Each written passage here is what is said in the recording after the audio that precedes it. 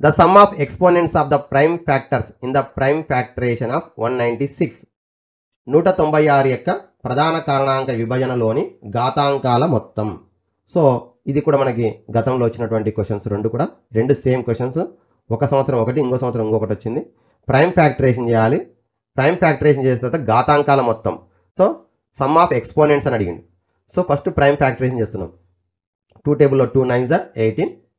So 2 8s again 2 4s 2 9s again 7 7s 7 1s. So మనకేమొచ్చింది 196 is equal to 2 power of 2 into 7 power of 2. Prime factorization చేసినాం. Prime factorization చేసిన తర్వాత ప్రధాన కారణాంక లబ్ధం లోపల ఘాతాంకాలను కూడితే 2 + 2 4. So option 4 is the correct option. ఓకేనా? Same question ఇప్పుడు 156 ఉంది. ట్రై చేయండి. ఆన్సర్ను మనకి చాట్ బాక్స్లో చాట్ చేయండి. Okay, next question.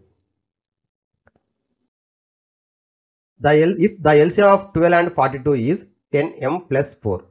So 12 and 42 దాని యొక్క LCM ఎంత ఇచ్చిండు? 10m plus 4.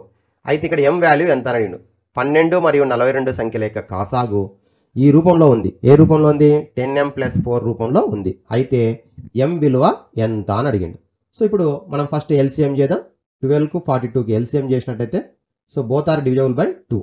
2 6 2 21 నెక్స్ట్ 3 టేబుల్లో 3 2 3 7 2 and 7 ప్రైమ్ నెంబర్స్ వచ్చినాయి కాబట్టి LCM is equal to 2 into 3 into 2 into 7. So 2 3 6 6 2 12 12 7 84. ఇప్పుడు దీన్ని ఏం చేయాలి? 10m ప్లస్ 4 రూపంలోకి మార్చాలి. అంటే 10తో డివైడ్ చేస్తే మనకి కోషియంట్ అవుతుంది. ఇది రిమైండర్. సో ఇది డివైజర్. 10తో డివైడ్ చేయాలి 84ను. మనకి యూక్లిడ్ డివిజన్ ఆల్గారిథం ప్రకారం 10తో డివైడ్ చేస్తే 10 8 80.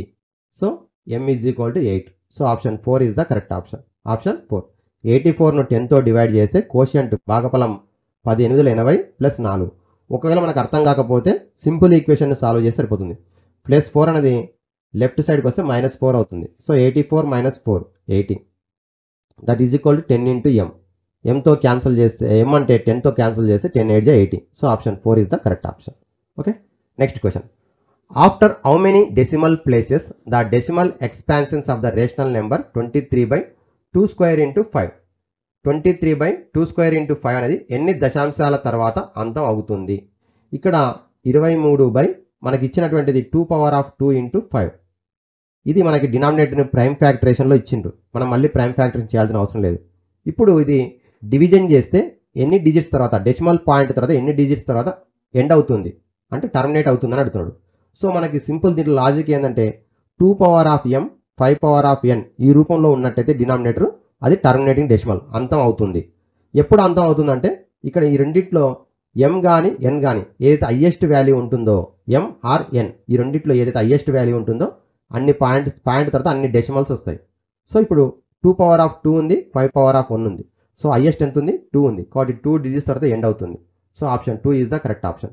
కావాలంటే మీరు ఒకసారి చూడండి.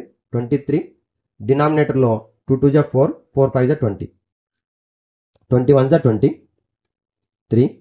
సో ఇక్కడ పాయింట్ రాస్తే 30 అవుతుంది. మళ్ళీ 21 20 0 1.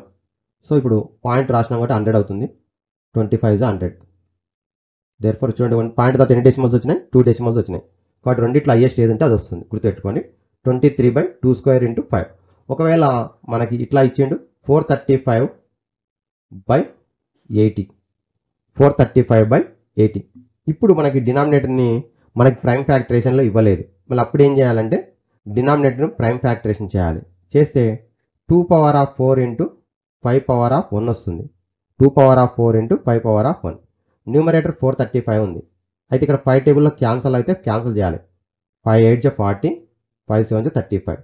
సో 87/2 పవర్ ఆఫ్ 4 వచ్చింది. ఇక్కడ 5 పవర్ లేనప్పటికీ హైయెస్ట్ 4 ఉంది కాబట్టి మనకి పాయింట్ తర్వాత 4 డెసిమల్స్ వస్తాయి. పాయింట్ తర్వాత 4 డెసిమల్స్ వస్తాయి. ఒకవేళ ఈ క్వశ్చన్ చూడండి, 82/16. 82/16. ఇప్పుడు ప్రైమ్ ఫ్యాక్టరైజేషన్ చేస్తే డినామినేటర్ 2 పవర్ ఆఫ్ 4 వస్తుంది. కానీ న్యూమరేటర్ 2 టేబుల్లో క్యాన్సల్ అవుతుంది.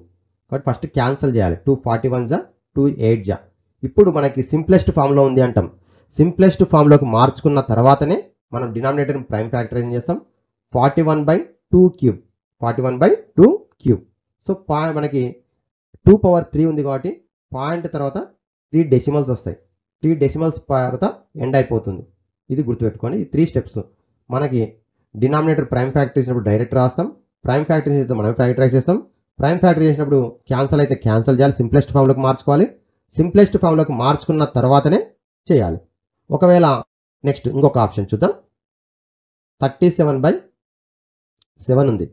సో డినామినేటర్ అనేది 2, 5 కాకుండా ఎనీ అదర్ ఫ్యాక్టర్ ఏది ఉన్నా సరే అది non terminating recurring decimal. Non terminating recurring decimal. Non terminate recurring డెసిమల్లో 1, 2, 3 ఇచ్చేసి నన్ ఆఫ్ ఎబో అని ఇస్తాడు. ఏది కాదంటే ఏది కాదు ఇక్కడ. Next last question in this screen. For any natural number n 9 power of n can not end with which one of the following digits. n అనేది సహజ